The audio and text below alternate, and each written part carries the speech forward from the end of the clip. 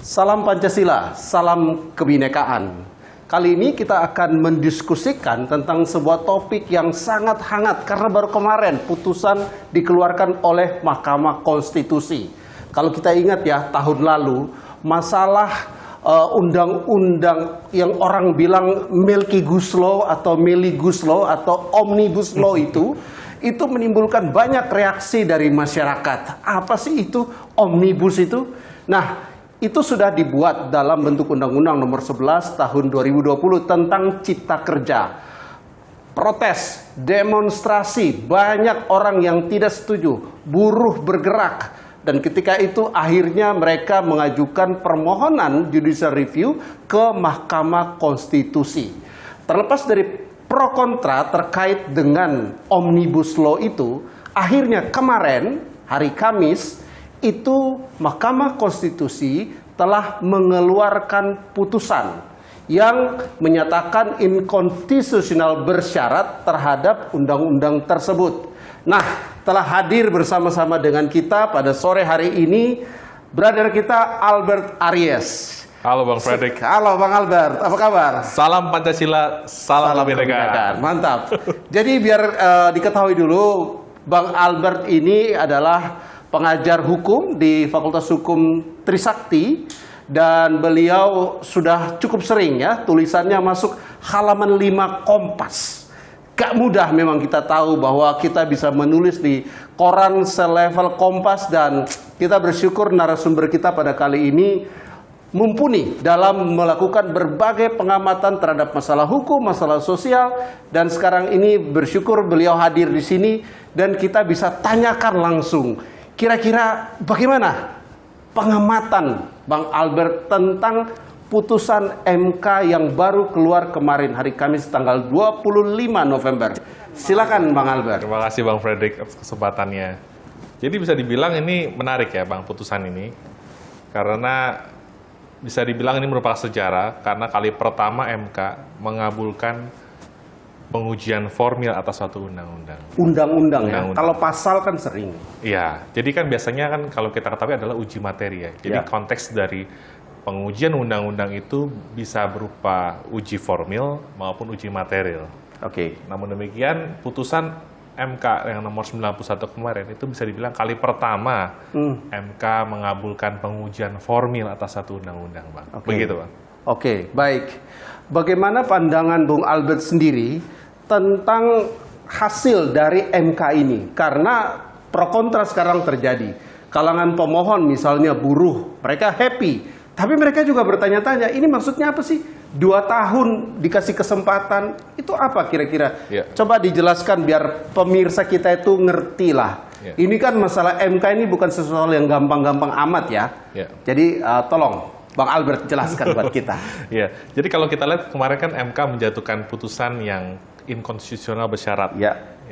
Artinya suatu undang-undang atau materi muatan dari undang-undang tersebut menyatakan bertentangan dengan Undang-Undang 1945, Undang-Undang Dasar.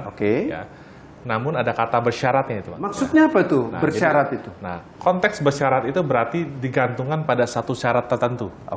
Nah, dalam konteks putusan kemarin tuh Mahkamah Konstitusi memberikan waktu 2 tahun agar pembentuk undang-undang, dalam hal ini DPR bersama dengan pemerintah, untuk memperbaiki aspek formil. Nah, aspek formil di sini adalah berkaitan dengan teknik pembentukan perundang-undangan dari Undang-Undang Cipta Kerja yang menganut konsep Omnibus Law itu, one for all. Baik. Sebentar Bang Albert. Berarti dalam 2 tahun ke depan ini, Omnibus Law yang sekarang ini masih tetap berlaku begitu, walaupun sudah dinyatakan inkonstitusional bersyarat? Iya, jadi yang dimaksud dengan inkonstitusional bersyarat itu adalah harus dimaknai dengan penafsiran bahwa Undang-Undang Cipta Kerja dan seluruh peraturan pelaksanaan yang sudah diterbitkan sebelum ada putusan ini dinyatakan tetap berlaku oleh MK sampai nanti dalam jangka waktu 2 tahun ke depan ada perintah dari MK untuk melakukan perbaikan atas konsep aspek formil dari pembentukan perundang-undangan Cipta Kerja tersebut, Pak. Apakah ini tidak dipandang sebagai menimbulkan ketidakpastian hukum putusan MK kemarin? Karena kita tahu dari Undang-Undang Cipta Kerja ini sudah lahir banyak PP ya, pelaksana dari undang-undang. Dan itu banyak PP-nya. Dan sekarang ketika undang-undangnya sendiri terancam seperti ini ya, itu gimana? Apakah tidak menimbulkan ketidakpastian hukum putusan MK ini?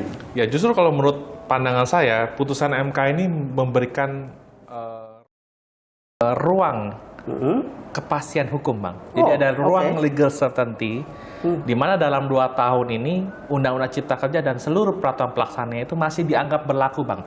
Sampai nanti pembentuk undang-undang tadi memberikan suatu perbaikan, ya, bukan hanya terhadap Undang-Undang Cipta Kerja, melainkan juga untuk undang-undang pembentukan perundang-undangan yang selama ini menjadi guidance buat seluruh pembentukan legislasi di Indonesia, Bang, sebagai negara hukum ya konteksnya.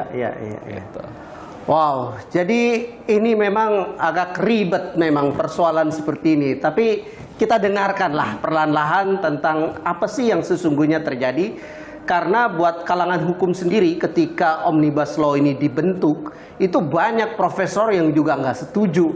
Bagaimana mensimplifikasi begitu banyak peraturan perundang-undangan di dalam satu yang namanya Undang-Undang Cipta Kerja. Dan ketika sekarang Mahkamah Agung, Mahkamah Konstitusi membuat putusan seperti ini, banyak orang itu menyambut baik begitu. Bung Albert, bagaimana kalau sampai 2 tahun tidak bisa diperbaiki? Konsekuensi dari konsekuensi amar hukumnya? putusan MK yang menyatakan inkonstitusional bersyarat tadi. Apabila pembentuk undang-undang sudah diberikan waktu 2 tahun, tapi tidak berhasil melakukan perbaikan, maka konsekuensi hukumnya adalah semua undang-undang sektoral terkait misalnya undang-undang lingkungan hidup, undang-undang ketenagakerjaan harus kembali lagi normanya seperti sebelum adanya undang-undang Cipta Kerja, Bang. Oke, ini menarik ini. Artinya gini ya, mungkin saya bikin sederhananya begini. Sekarang itu dinyatakan inkonstitusional bersyarat. 2 tahun ke depan pemerintah dan di DPR dikasih kesempatan untuk merevisi ya. Kalau sampai 2 tahun ke depan tidak jadi revisi itu belum siap karena memang banyak, maka berlaku lagi yang lama-lama itu yang tadinya sudah tidak berlaku lagi. Bukan begitu, Bung Albert? Betul sekali, Bang Frederick. Oke.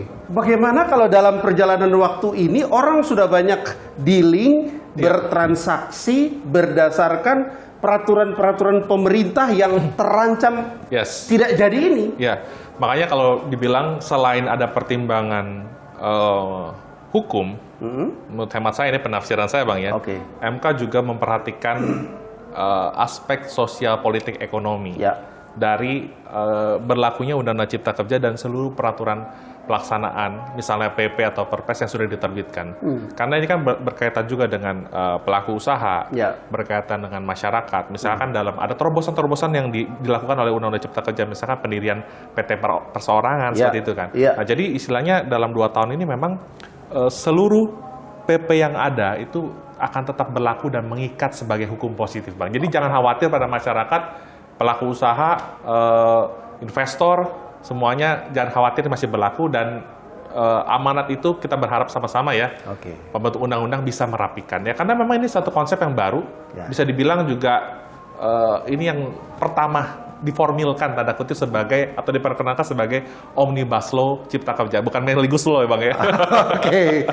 Jadi gini ya, ya ini kita bersyukurlah ada Bung Albert ini yang sedikit memberikan harapan gitu, karena ketika kemarin MK keluarkan putusan, banyak kekisruhan. Orang pikir, wah ini kacau nih hukum Indonesia ini. Kok dibatalkan, gimana konsekuensinya. Tapi kita sudah mendengarkan penjelasan tadi bahwa yang PP yang ada sekarang ini berlaku dulu nanti sambil diproses 2 tahun ke depan. Bung Albert, bagaimana soal sorotan bahwa Omnibus Law ini dibikin atas desakan pengusaha demi kepentingan dunia bisnis rakyat kecil. Kenapa itu orang-orang buruh demo, semua demo? Apakah ini bukan produk dari dorongan pengusaha kepada pemerintah? Ya, memang kalau agak sensitif, tapi nggak apa-apa. Ya, menjawab pertanyaan Bang Frederick gini ya, memang dalam penerbitan suatu peraturan itu kita nggak bisa mungkir ya, selalu ada 2 sisi. It always takes two sides, ya. Selalu ada dua sisi. It always takes to tango, ya. Oke. Ada yang pro, ada yang kontra. Ya. Tetapi kalau bicara tentang background diterbitkannya Undang-Undang Cipta Kerja, kita perlu melihat juga sejarahnya. Ternyata ada sekitar 79 undang-undang sektoral, ya, yang bisa saja materi muatannya itu saling tumpang tindih. Gitu, Oke. Belum lagi ada juga banyak peraturan pelaksanaan dari undang-undang sektoral tersebut yang seringkali agak sulit untuk diimplementasikan oleh pelaku usaha. Oke. Oleh karena itu, pada waktu itu Presiden Jokowi dengan para pembantunya tentunya diskusi kira-kira solusi apa sih yang bisa ditawarkan gitu kan untuk pemerintah, untuk pelaku usaha, untuk masyarakat. Dan salah satu opsi yang keluar adalah teknik perumusan undang-undang untuk mengubah dan mencabut sebagian dari undang-undang sektoral dengan metode omnibus law ini, Bang. Oke. Jadi kalau bicara tentang apakah ada tekanan atau dorongan dari pengusaha, saya pikir ini tujuannya adalah baik ya. Cuman istilahnya ketika undang-undangnya terbit, pro dan kontra itu memang akan selalu ada, Bang. Ya tentunya pemerintah inginnya investasi bisa jalan, ease of doing business itu bisa dirasakan kan, manfaatnya untuk kesejahteraan masyarakat. Siap. Baik, kalau gitu kita rehat sebentar dulu. Karena isunya sangat menarik dan banyak yang bisa kita obrolkan dari Undang-Undang Cipta Kerja ini. Thank you.